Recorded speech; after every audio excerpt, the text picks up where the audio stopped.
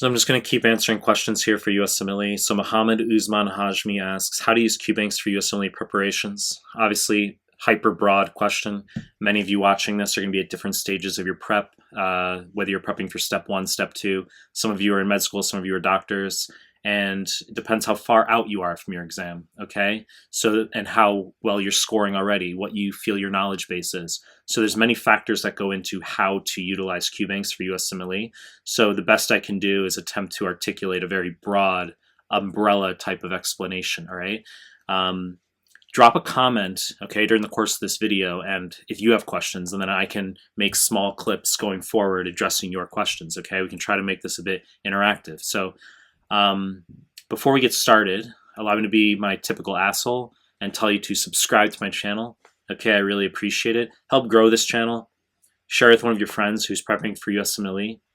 Hit the like button. Hit the bell if you want notifications. And find me on Instagram at Mehlman_medical, MEHLMAN_medical, and the link is down below.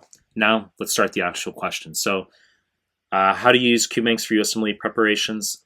I think a very broad initial point to make is that Qbanks are essentially your preparation for the NBME exams, which in turn are your preparation for the actual USMLE.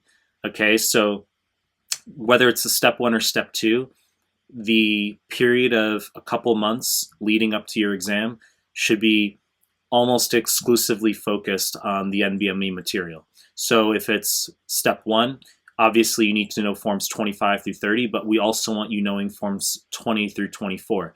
So 20 through 30, that's 11 exams, 200 questions per exam, 2,200 questions. That's essentially a Qbank, okay? Let alone the fact that we have the older forms prior to 20 that could be considered.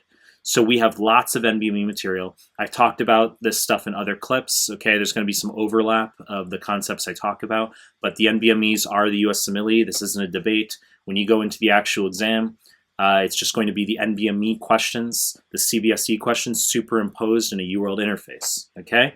So we want you calibrating to the NBME question style late. We want you knowing the NBME material late, okay, the last couple months. The role of Qbanks serves as filler. It serves as buffer. So let's say you're 4 months out, 5 months out. Well, we don't want you just doing NBMEs this early.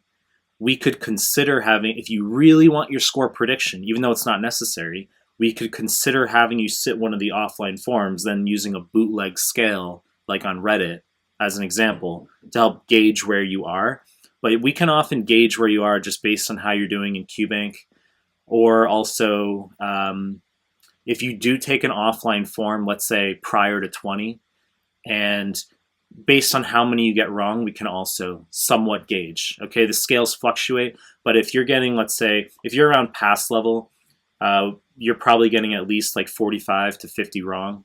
Okay, and if you're getting up in the 260s, you're getting anywhere between, you're getting like 8 to 10 wrong, usually, okay, per 200 question form. So my point is that the role of Qbanks acts as buffer.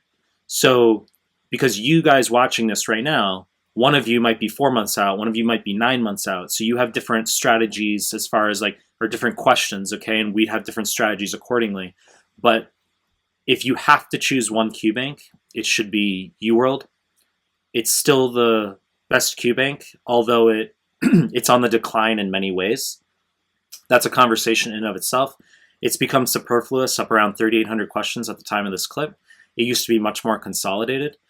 However, it's still the best Qbank, okay? Many people are going to have their questions, their own thoughts as far as which Qbanks are better or worse, but UWorld is still, I would say if you have to choose one at the time of this clip, July 2021, I'd still use that one as the preferential filler Qbank. So for instance, you're 4 or 5 months out, we'd have you just be doing UWorld for just build your knowledge, build your foundation. You get to around a couple months out, we can transition you predominantly onto the NBME exams.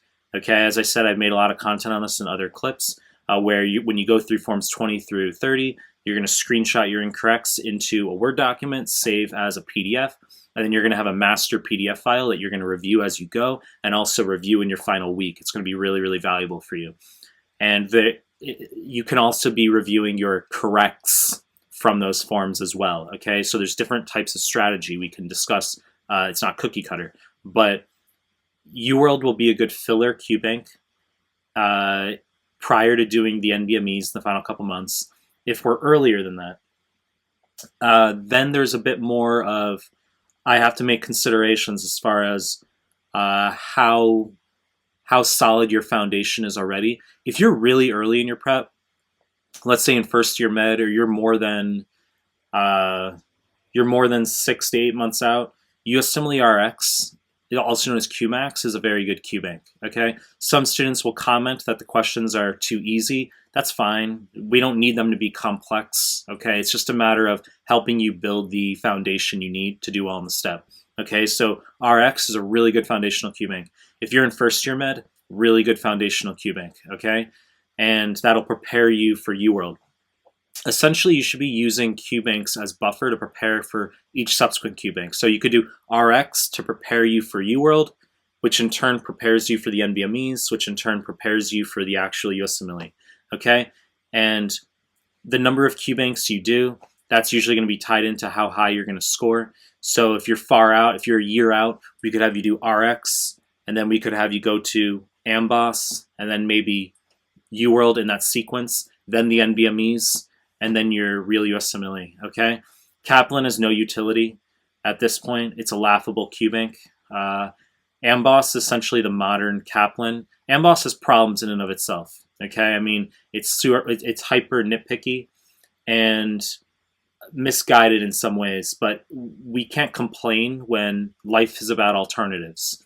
Okay, so RX is just really good for foundation. AMBOSS is sort of like a middle of your prep buffer prior to UWorld if you have time, but then we really want you onto UWorld as filler prior to your NBMEs. Okay, once again, there's going to be a lot of questions you guys have. If you are on rotations right now, or if you are you're doing certain subjects in medical school, we can have you do Qbanks alongside those subjects for your actual program to help build out those areas as well. It really depends. Okay, for instance, if you're on your surgery rotation, we might have you do like the surgery questions from UWorld and from RX and from AMBOSS, okay, to really hammer those out. That's an example, in addition to the clinical mastery series forms, the subject-specific forms. So there's going to be many points of discussion, but I think the long story short, just to sum up this clip, is the role of Qbanks is buffer. They should not be used too late. Okay, so we don't want you doing Qbank running into your actual USMLE. There needs to be a period of about a couple months where prior to your exam, you're focused on the NBME subject material for step 2, followed by the actual like full-length exams, and then you've got the full-length NBME exams, and then you've got for step 1, forms 20 through 30 as mandatory to do in the past, or in the couple months prior to your step 1, okay?